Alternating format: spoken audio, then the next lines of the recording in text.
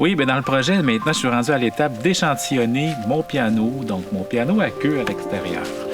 Puis là, c'est un peu colossal comme travail parce qu'il y a 88 notes quand même à enregistrer, mais aussi à des intensités différentes pour ensuite, quand je vais importer les sons dans mon clavier, bien, que j'ai un certain dynamisme, donc que je peux interpréter avec des nuances plus facilement pour que ce soit plus agréable à jouer. Donc, il faut vraiment que je refasse chaque note peut-être 6 ou 7 fois pour avoir des niveaux différents. Puis ensuite, il faut que je découpe chacune des notes à la fois. Donc, 88 fois 6 ou 7, ça fait quand même pas mal de découpage à faire. Mais un coup que ça va être fait, j'ai hâte d'essayer ça dans les écouteurs pour voir comment ça va sortir.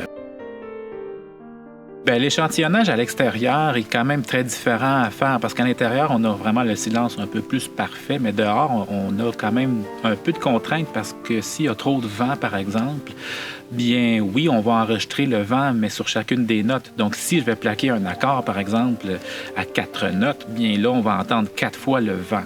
Alors, il faut vraiment que je fasse attention, puis ça me prend des conditions vraiment parfaites, en particulier le soir où le silence s'installe dans la forêt. Puis là, ensuite, je vais pouvoir vraiment entamer ce processus-là. Dans le projet VVM, ben voilà, je suis rendu à l'échantillonnage, mais aussi je commence vraiment à penser au spectacle.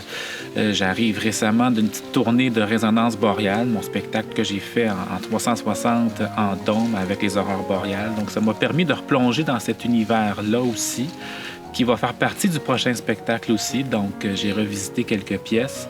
Et puis là, je pense à la scénographie.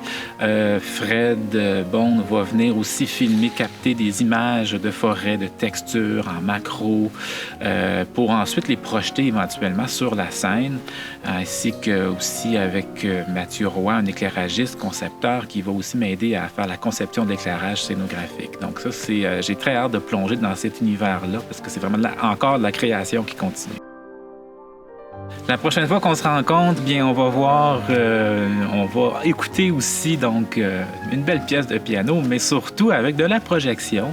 Je vais installer des matériaux semi-transparents dans la forêt, donc entre les arbres, et là, je vais pouvoir donc projeter en mappant sur les tulles ou les moustiquaires. Donc, on va pouvoir voir un peu, commencer à voir le visuel qui va paraître éventuellement sur la scène, mais là, ça sera dans la forêt.